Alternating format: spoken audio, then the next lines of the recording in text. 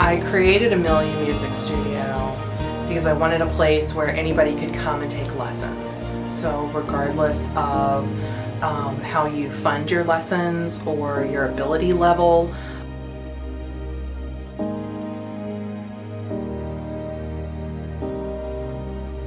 I probably still have a t-shirt somewhere of Amelia Arts Academy, and taught there 10 years ago when it was still around, and never thought that I would own a music studio. I'm a mental health counselor, that's what I do.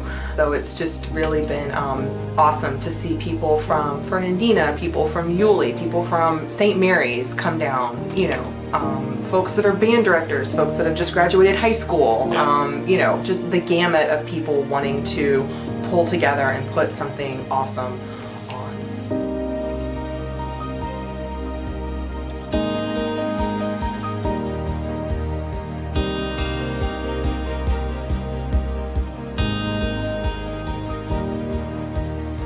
Carrie approached me and asked me to come work with the clarinet and saxophones and help with the conducting masterclass. And I thought that sounded like a fun. And I don't know, that's me. I like working band stuff. That's my free time. Each of them playing in this group this week is going to turn out really well. I've already seen huge progress with each of those sections since Monday. They've definitely gotten better at listening to each other. We've gotten better at all of your fundamentals that don't get to, you know, band directors don't have time to really address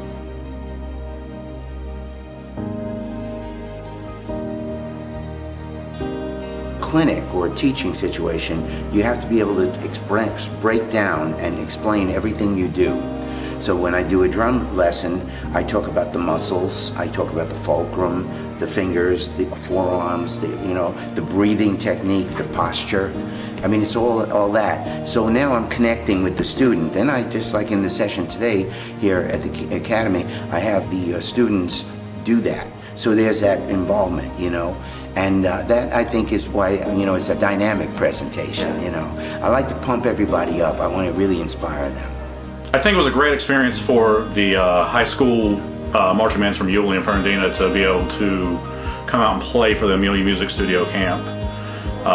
Those middle schoolers got a great opportunity to see what's happening next for them.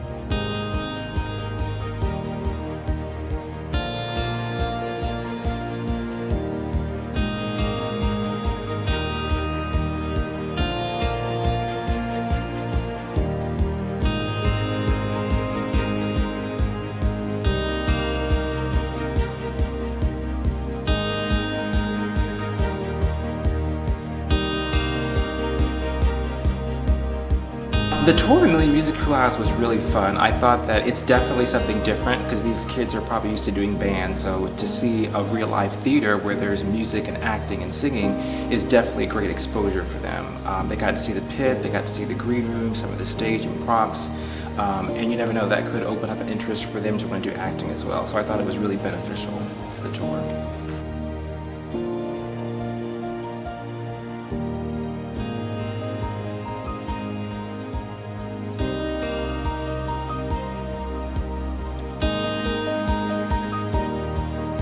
My father took me to a club called the Metropole Cafe and asked Lionel if I could sit in with him when I was 16, you know.